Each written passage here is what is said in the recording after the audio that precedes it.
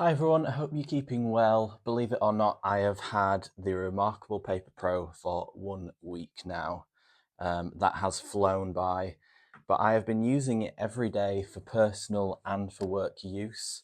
And I feel like now is a good time to have a check-in with you all and deliver what I feel are some more unbiased pros and cons and a bit of a summary of the device. Whilst 1 week in the grand scheme of things isn't very long, I think it's enough time for the novelty of a new device to wear off and for me to actually start to see how practical it is and the things that I like and I will use and the things that actually I don't like about the device. So I don't know about you guys, but when somebody asks, do you want the bad news or the good news first? I'm the sort of person that says bad news. So let's start with the cons. We'll work our way through to the pros and we'll go from there. So starting with my first negative is actually one of the, I suppose you could say, the new features of the Paper Pro compared to the reMarkable 2, and that is the size of the device.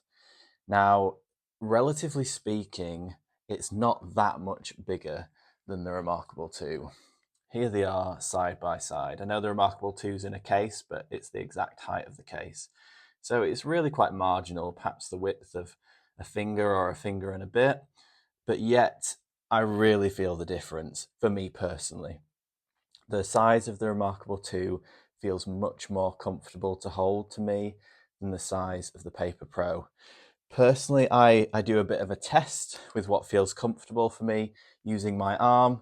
Now, just for perspective, I'm nearly 6 foot, so I think that's like a 1.8 meters for those who don't use feet. And so I'm quite average, maybe a little bit above average height, but I find a good sized device tends to fit perfectly in my forearm like this. So when I'm able to hold it, it feels comfortable holding it like this. And the reMarkable 2 is perfect. It fits exactly in my forearm. Whereas the reMarkable Paper Pro, it doesn't at all. It sort of goes almost halfway into my hand, if that makes sense. So when I'm holding it, it just feels quite tall. With one hand, it almost feels a bit clumsy, like I actually need to use two hands. Whereas with the reMarkable 2, one hand was more than sufficient. Now I might be being a bit picky here because the size isn't that different, but you can really feel it. And for me personally, I prefer the size of the reMarkable 2. Now, I appreciate the extra screen size and being able to write more on it. And I like how they removed the side, the grey bit on the side of the reMarkable 2 to give some extra width to the screen. But I don't appreciate the extra, well, they call this part of the screen the chin. I'd actually prefer them to take a little bit of this away. I know you need somewhere to put your hand, but for me, it's too tall of a device. I would love it if they brought out a version of this which was a bit smaller, perhaps the Paper Pro Mini. The next aspect I don't particularly like about the reMarkable Paper Pro is a bit of a complex one. For those who watched my first impressions video and when I unboxed the device, I immediately noticed there was an electronic noise, especially when swiping between pages of a PDF. Now, I mentioned on that video I would reach out to reMarkable support, and I did. And they came back to me and said that that is to be expected on your device. And I have seen on Reddit and various other communities that other people have heard the exact same thing. Now, I'm very curious, and I'd love for you to respond in the comment section on this, if you can hear it on your device, because I'm curious if it's just some devices and some are absolutely fine.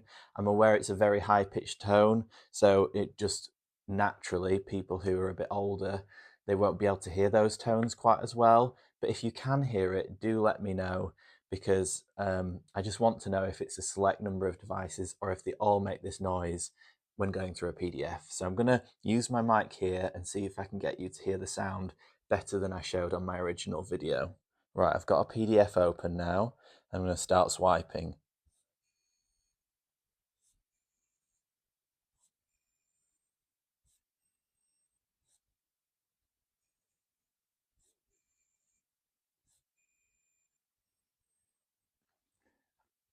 I feel like that's quite loud.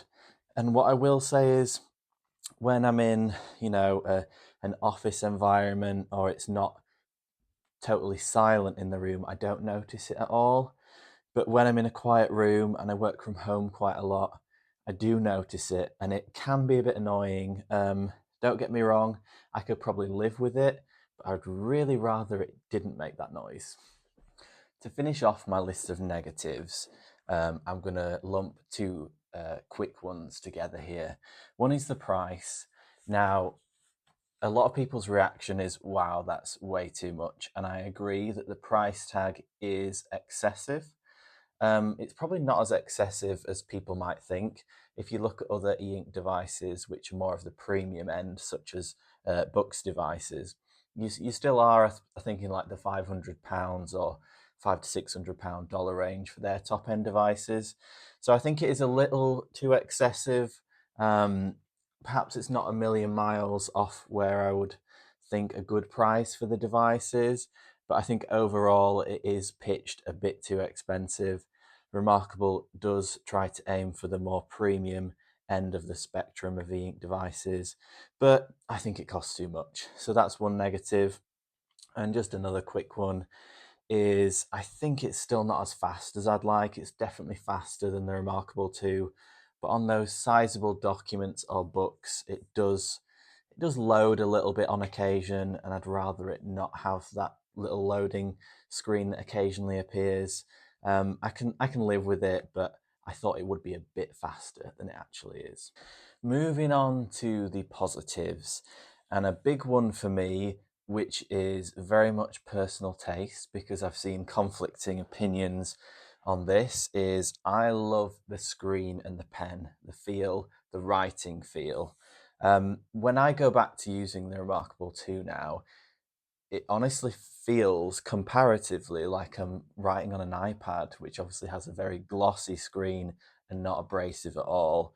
But the reMarkable 2 does have some texture to the screen, but compare to the Paper Pro, the screen feels like an iPad to me. Now, some people have said, oh, I hate the feeling of this screen, but I love how it's scratchy and really feels like a true writing experience.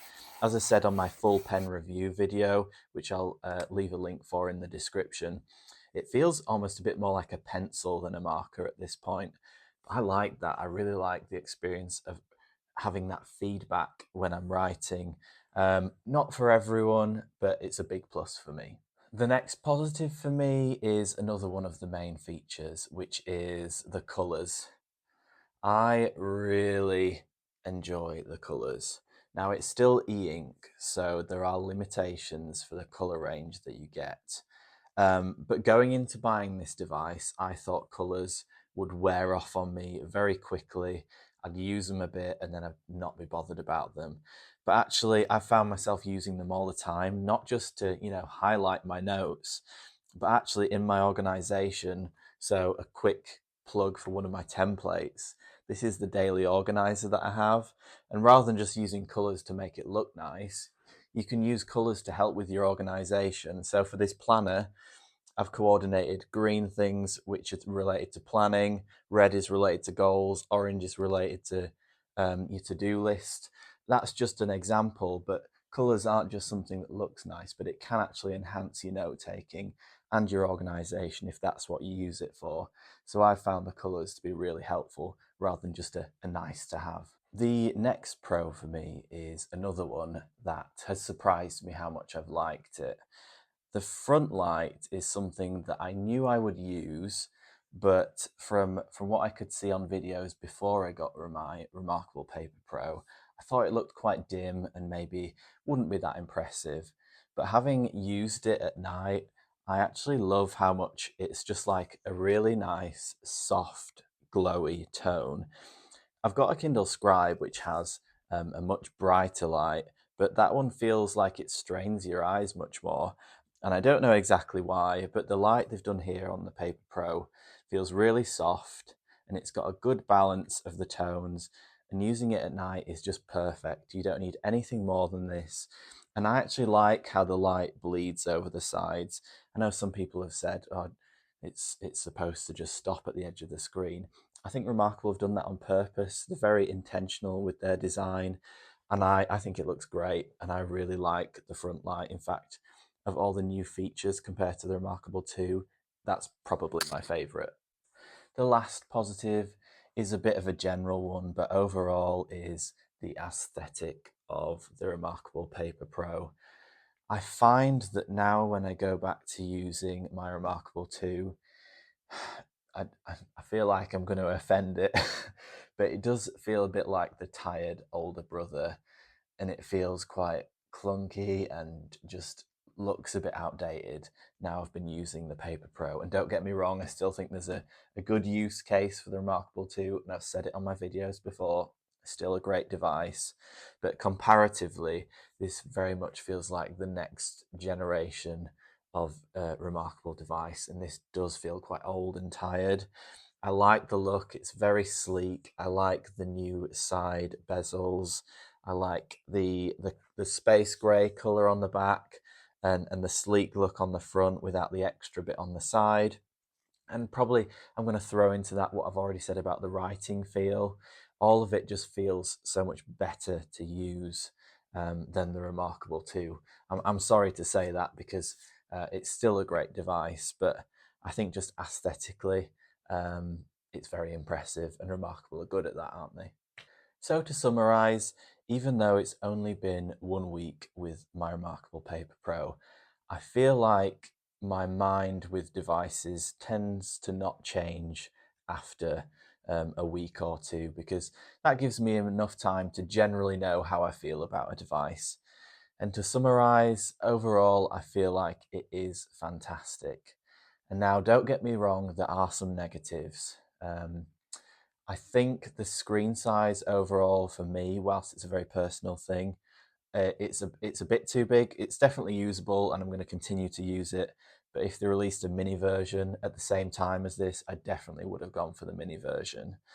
Now, the noise and how it's a little slower than I'd like, I can look past those things, although it is a little disappointing. That's why I'm curious to see if other models don't make that noise, because if they don't, then I'd rather send it back and ask them to give me a new one. But if they all do it, then I will live with it. And lastly, the price. It is a bit too pricey, in my opinion, for what you get. However, the impact that reMarkable devices have had on my life, in my work, in my personal life, in my overall effectiveness, for me, it is worth the money. And that's where you need to ask yourself, is it going to impact your life enough to spend, £600 on it? If you don't think the answer is yes, then don't go for it. But if you think it's worth it, then I would say definitely go for it. Well, that's all for my 1 week in video for the reMarkable Paper Pro. Please do subscribe if you want to see more videos like this one. And I'm going to take the chance to invite you to check out my shop. The link is in the description. I create various PDF templates that can hopefully enhance your experience with the reMarkable 1, 2, or Paper Pro. I make various templates such as daily organizers, to-do lists, planners, meeting notes, project planners, you name it, it's all in there. And perhaps there might be something in there that you may find helps you in your daily effectiveness. Thank you for watching, and I'll see you on the next one.